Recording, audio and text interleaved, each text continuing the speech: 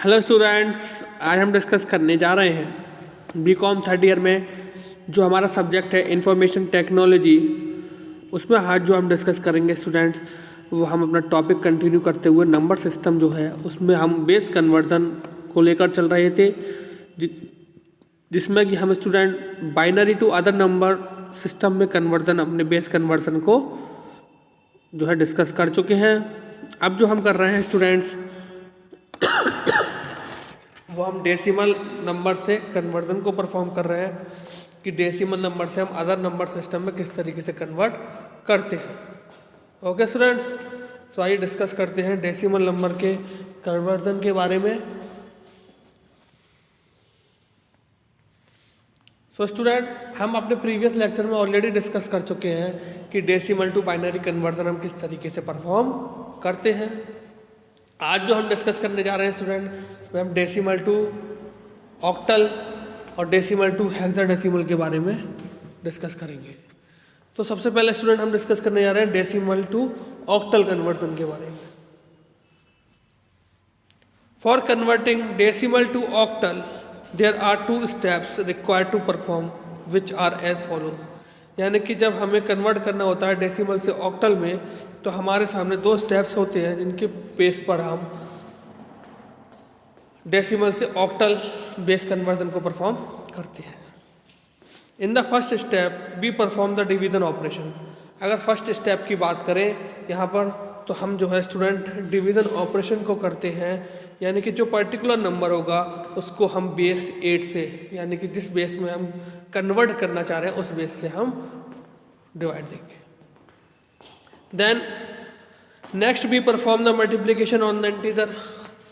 Next step में हम क्या करेंगे स्टूडेंट, मल्टीप्लिकेशन करेंगे पॉइंट की बात की जो डिजिट्स होंगी उसकी उस नंबर से जिस बेस में हम कन्वर्ट करना चाह रहे हैं। जैसे कि हम ऑक्टल में चेंज करना चाह रहे हैं तो ऑक्टल का बेस कितना हो गया 8, ठीक है। तो हम बेस 8 से उस पर्टिकुलर पॉइंट के बाद की प्रोसीडिंग डिजिट्स की मल्टीप्लिकेशन कर देंगे।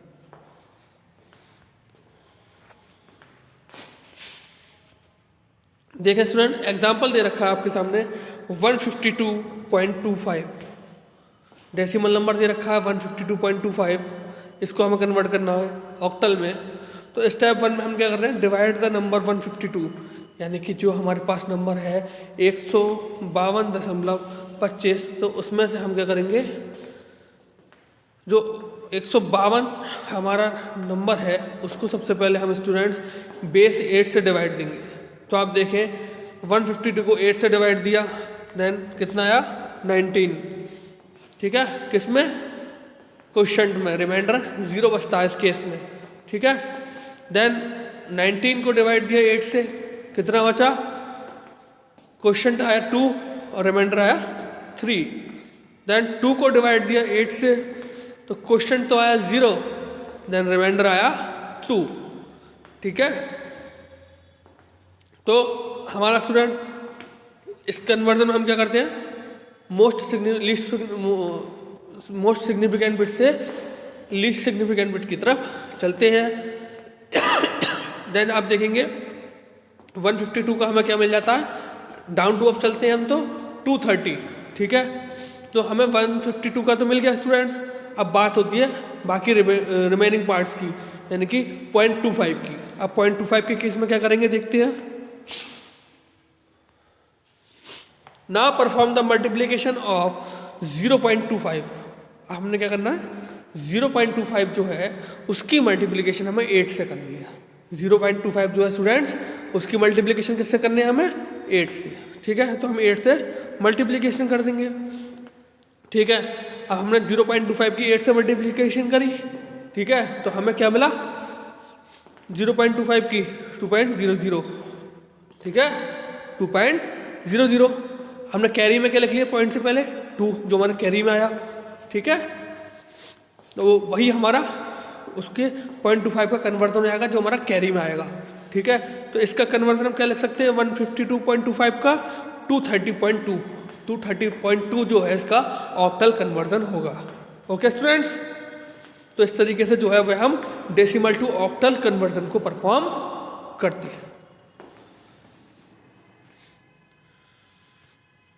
नेक्स्ट है स्टूडेंट हमारा डेसिमल टू हेक्साडेसिमल कन्वर्जन। अब स्टूडेंट्स हम बात करें डेसिमल टू हेक्साडेसिमल कन्वर्जन के बारे में, तो हमें क्या करना है स्टूडेंट, यहाँ पर बेस 10 से बेस 16 में चेंज करना है। क्या? बेस 10 से बेस 16 में चेंज करना है।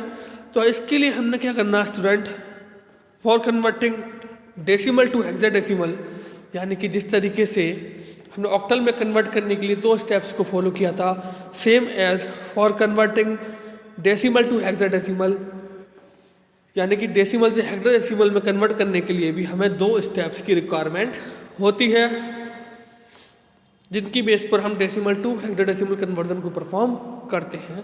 इन the first step be perform the division, यानी फर्स्ट स्टेप की बात करें तो हम जो है यहाँ पर डिवीज़न परफॉर्म करते हैं, यानी कि जो हमारे पॉइंट से पहले की डिजिट्स होती हैं उसको हम 8 से डिवाइड देते हैं, उसको हम 8 से डिवाइड देते हैं, और पॉइंट की बाद की जो संख्याएं होती हैं उनकी हम 16 से मल्टीप्लाई करते हैं, उनकी हम 16 से मल्टीप्लाई करते हैं। ठीक है स्टूडेंट्स, यानी कि इन the first step be perform the division operation on the integer and the successive quotient with the base of hexadecimal. ठीक है, यानी कि फर्स्ट स्टेप की बात करें यहाँ पर हम, तो हम जो है डिवीजन ऑपरेशन परफॉर्म करते हैं इंटीजर पर सक्सेसिव क्वोशंट के साथ, जिसमें कि हमारा बेस 16 रहता है। सेम हम क्या करते हैं स्टूडेंट, हम 16 से ही जो है वह हम क्या करते हैं, मल्टीप्लिकेशन करते हैं, जब हमारा पॉइंट की बाद की संख्याएं जो होती हैं उनके लिए। अब आप देखें स्टूडेंट, यहाँ पर divide the number 152 and it's successive quotient with base 8। ठीक है, अब हम देखते हैं यहाँ पर 152 को हमने 16 से डिवाइड दिया, क्वोशंट कितना आया स्टूडेंट्स हमारा 9। क्वोशंट यानी कि हिंदी में अगर हम बात करें तो भागफल कितना आया हमारा 9, देन रिमाइंडर यानी कि शेषफल कितना आया 8। ठीक है, अब फिर हमारा क्या, क्वोशंट को हमने अगेन डिवाइड दिया, जिस बेस में हम कन्वर्ट कर रहे हैं उस बेस से, यानी कि 9/16। ठीक है, तो क्वोशंट हमारा कितना आएगा स्टूडेंट 0, और बेस हमारा कितना है, वो सॉरी रिमाइंडर हमारा कितना बचेगा 9। ठीक है, अब हमने 152 का निकाल रहे हैं, तो 152 का क्या, अभी क्या गया हमारा हेक्साडेसिमल के अकॉर्डिंग 98। कितना आ गया 98 152 का। अब बाद का हमें अभी निकालना है, बाद का अभी हमें स्टूडेंट्स निकालना है। ठीक, अब स्टेप 2 की अगर बात करें तो now perform the multiplication of 0.25 and successive fraction with base 16। हमें क्या करना है स्टूडेंट्स कि हम जो है बेस हम जो है 0.25 को 16 से मल्टीप्लाई कर देंगे। 16 से मल्टीप्लाई कर देंगे तो हमारा कितना आ जाएगा 4.00। तो 4.00 की हम क्या करेंगे स्टूडेंट्स, जो पॉइंट से पहले का है संख्या यानी कि 4, उसको हम कैरी में लिख लेंगे, बाकी बात का 0 जो है वो हमारा रिजल्ट में आ जाएगा। तो जनरली हम जो नोट करते हैं अपने कन्वर्जन में पॉइंट के बाद की संख्या वह हमारी कैरी होती है, यानी कि इसको हम लिख सकते हैं कि हमारा जो कन्वर्जन होगा 152.0.25 का, तो वह क्या होगा 98.4।